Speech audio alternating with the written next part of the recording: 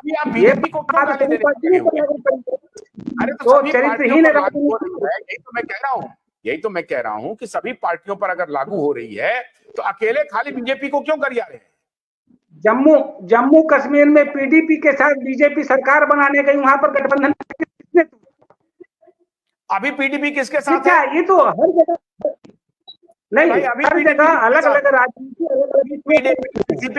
अभी national conference थी ना, अभी नेशनल कॉन्फ्रेंस के साथ थी ना, अभी अलायंस टूट गया उनका, अभी अलायंस टूट गया होता है। कांग्रेस अलायंस रहा है कि नहीं रहा है? एक मिनट सुनिए ना मेरी बात, नेशनल कॉन्फ्रेंस और कांग्रेस अलायंस रहा है कि नहीं रहा है? अरे भाई इस हमाम में कोई बचा ही नहीं है, सबके सब नंगा है, इसलिए आप साइड नहीं ले सकते हैं, हम तो ये कह रहे हैं। बिल्कुल बिल्कुल, इस बात से मैं कि चरित्रहीन राजनीति में कोई चरित्र दिखाने की कोशिश है, उसको मानने को तैयार नहीं। राइट, बिल्कुल मैं आपकी बात से सहमत हूं कि सारे लोग।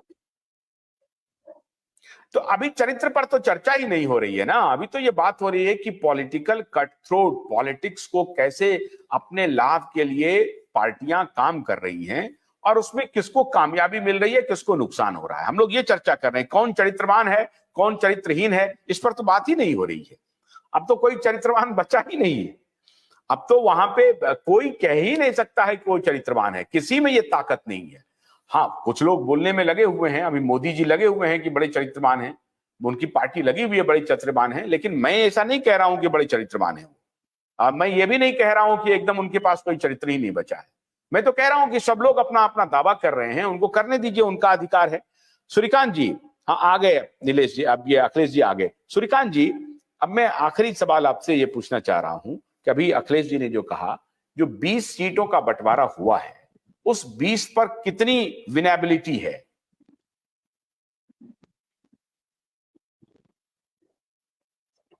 स्ट्राइक रेट 90 के ऊपर रहेगा, ये सीधा मैं आपको बता दूं, स्ट्राइक रेट 90 के ऊपर रहेगा भाजपा का। और जो अगर वो स्ट्राइक रेट 90 का रखते नहीं है तो मैं अखिलेश जो कह रहे हैं ना उसको हम जाएगा, भाजपा बिहार में जाएगी।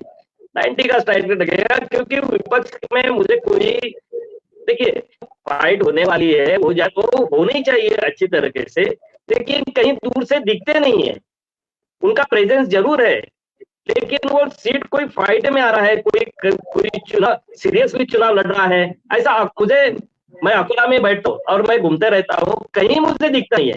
मैं गांव खेड़ों में जाता हूँ, लोग देखिए, लोग रिएक्शन नहीं देते, क्या देते लोग रिएक्शन, लेकिन अंततः तो आप किसको वोट देंगे? नाराजी दिखा रहे हैं, वोट किसको देते? वोट तो मोदी को देना है, नाराजी दिखाते हैं। लेकिन ये लोग बोलते हैं, मैं बहुत जमीनी स्तर की बात बोल रहा हूँ अखिलेश जी, मैं घूमता हूँ, मैं लोगों से मिलता हूँ, और आपका ऐसा कोई होगा कि मैं भाजपा के इदारे पे रियल बात करता हूँ, मुझे आप दिखाइए ना, मुझे आप दिखाइए। झगड़े आपके सुलझे नहीं है, रोज के रोज आप झगड़े करते हो, लोगों में क्या इंप्रेशन जाता है, क्या समझते होंगे लोग? आप इस बात की ये जो न्यूज आती है ना, इतने डेंजरस है। और आज मैं कांग्रेस की महाराष्ट्र की हालत बताता हूँ, कौन किसके पास रोने के लिए जाए ये भी उनको पता नहीं है, कहाँ अपना रोना कहाँ लगे, ये उनके पास कोई व्यासपीठ ही नहीं है। आज ऐसी टिकट डिक्लेयर क्यों नहीं हुई? मैं आपको बताता हूँ, रियलिटी बताता हूँ मैं, कांग्रेस और शिवसेना में 15 सीट, शिवसेना कांग्रेस और एनसीपी मिलकर 5 सीट का झगड़ा है। अब आप मुझे बताइए इसको छुड़ाएंगे कैसे? और मैं हालत बता दो, और कुछ सीटें तो शिवसेना ने घोषित कर दी है अपने आप में, उसमें से नाराज है कांग्रेस वाले, वो अमन कीर्तन की सीट डिक्लेयर कर दिए। ये होता है कोएलिशन धर्म। आप कैसी बात यानी कैसे लोग आपके ऊपर विश्वास करेंगे? और आपकी भाषा, महाराष्ट्र में भाषा का बहुत महत्व होता है, भाषा स्तर गिरा देते हो, पब्लिक को अच्छा लगता नहीं है, महाराष्ट्र की पब्लिक बहुत कम है, काम दिखा देगी। और मैं ये दावे के इसलिए कह रहा हूँ, मैंने इन लोगों का अच्छी तरह से रिसर्च किया है, मुझे पता है महाराष्ट्र में विपक्ष का, यानी थोड़ा बहुत अगर शिवसेना का पकड़ भी ले, कांग्रेस का कोई नेता नहीं, कांग्रेस एज ए पार्टी कुछ नहीं है। कुछ नेता हो सकते हैं, उनके पीछे पब्लिक जाएगी, लेकिन पार्टी कुछ नहीं है। राष्ट्रवादी एज ए नेता है, लेकिन उनके पीछे अभी कोई जनता रही है। जो जनता जो थी वो अजित पवार जी के साथ मैक्सिमम चली गई है। 60 से 70% जितना भी एनसीपी के पास जो फोर्स होगा पब्लिक का या कार्यकर्ता होगा, वो फोर्स अजित पवार लेके चले गए हैं।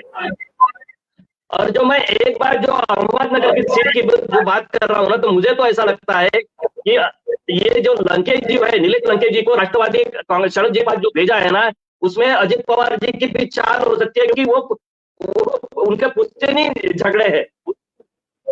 वो तो चाहते हैं विखे पाटिल कमजोर हो जाए करके। ये कारण उसका है। मैं आपको बता रहा हूं ना, ये अपने आप।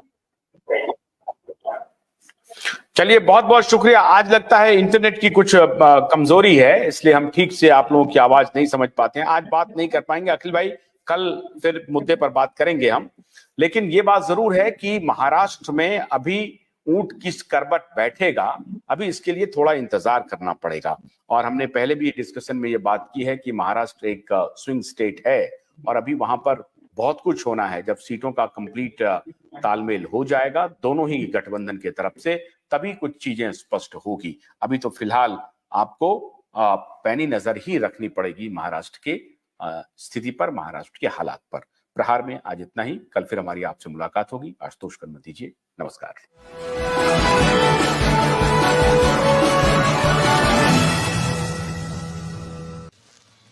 भोलानाथ के 2-in-1 बैटरी ऑपरेटेड हार्वेस्टर कम ब्रश कटर के साथ ट्रॉली अतिरिक्त लागत पर उपलब्ध है।